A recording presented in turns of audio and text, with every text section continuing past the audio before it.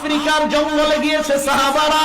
জঙ্গলে ঢুকার পর ওই সাফিনা মাল বুঝাই করার কারণে আস্তে আস্তে দেরি হয়ে যায়, সন্ধ্যা ঘনিয়ে যায়।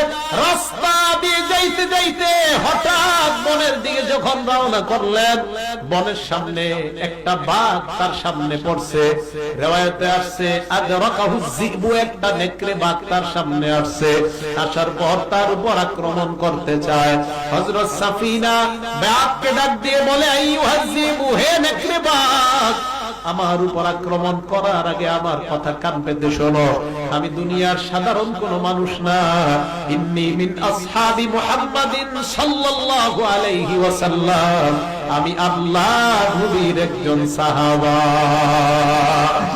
সাহাবারা তাদের মালসামানাগুলো আমার কাছে দিয়েছে, আমার আসতে দেরি হয়ে গিয়েছে, এই দুর্বলতার সুযোগে আমার উপর তুমি আক্রমণ করবা না।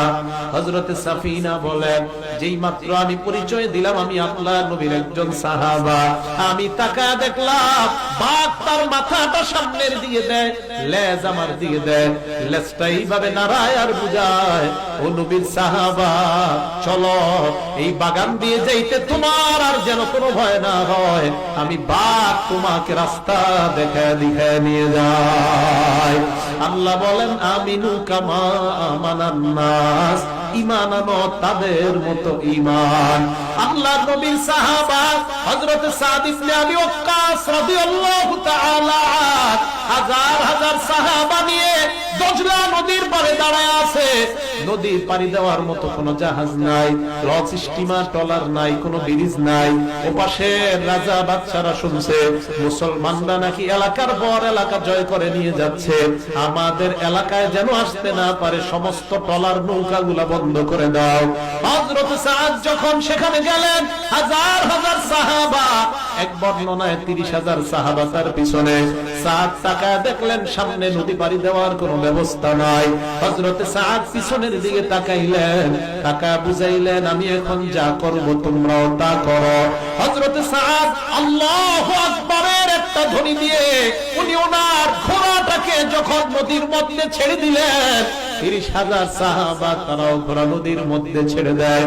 ওপাশ থেকে বেঈমানরা এইভাবে হাঁ করে তাকায় আছে।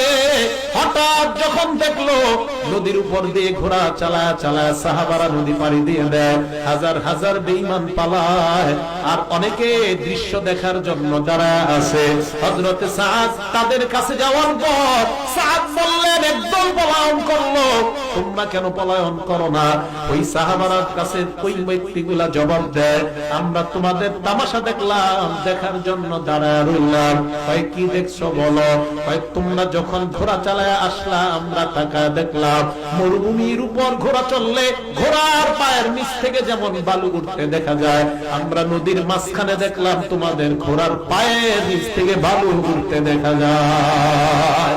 আল্লাহ বলেন, আমিনু কামা আমানান নাস, ঈমান আনো এই মানুষগুলার মতো ঈমান।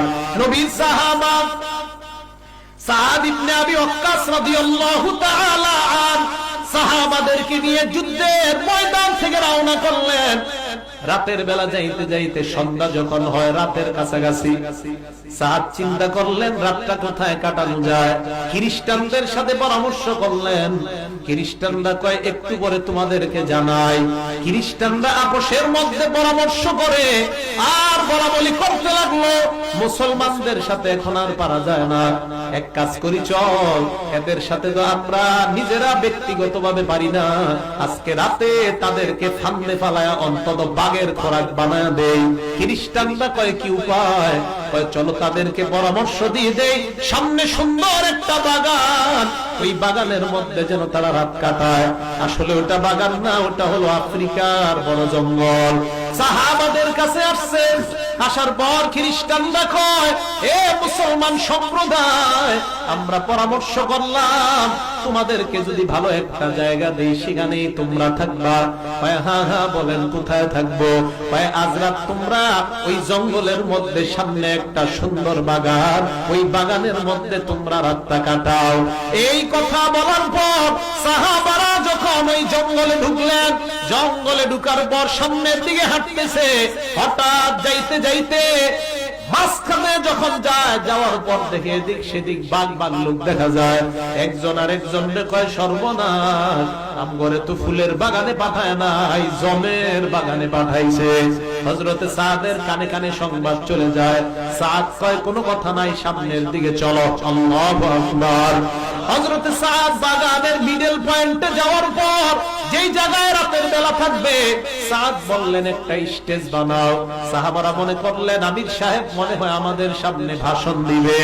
স্টেজ বানায়, বানানোর পর স্টেজের উপর হযরতে সাদ ইবনে আবি ওয়াক্কাস দাঁড়াইলেন। দাঁড়ানোর পর হযরতে সাদ ভাষণ দিলেন, আইয়াতুহাল হাশারাত।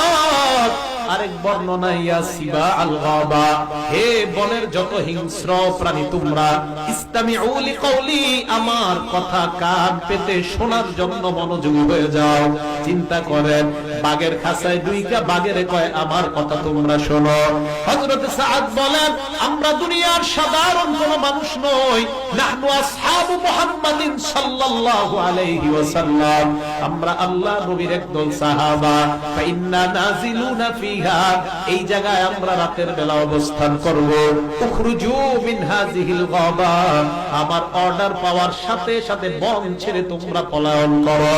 হযরত সাদ আবার হুমকি দিলেন, বাঘের খাঁচায় দুইটা হিংস্র প্রাণীদেরকে সাদ উল্টা হুমকি দেয়, ফাইন ওয়াজাদনা বাদু কাতালনা, আমার ঘোষণার পর যদি কাউকে পাওয়া যায় প্রত্যেককেই হত্যা করা হবে। চিন্তা করেন, সাহাবারা বলেন, আমরা তাকায় দেখলাম বাঘ তার বাচ্চা কোলে নেয়, হিংস্র প্রাণীগুলা তার বাচ্চাগুলা কোলে নেয়, কোলে নিয়ে সিরিয়াল ধরে জঙ্গল ছেড়ে যায়, আর সাহাবাদের জন্য জঙ্গল পরিষ্কার করে দেয়। আল্লাহ বলেন, আমিনু কামা আমানান নাস, ঈমান আনো এই মানুষগুলার মতো ঈমান, এদের মতো ঈমান আনো। তাহলে বলেন তো, ঈমানের পাওয়ারে এদেরকে হেফাজত করতেছেন কে? আরো জোরে বলেন, মহব্বতের সাথে একবার বলেন না। এরকম সুন্দর নাম আছে।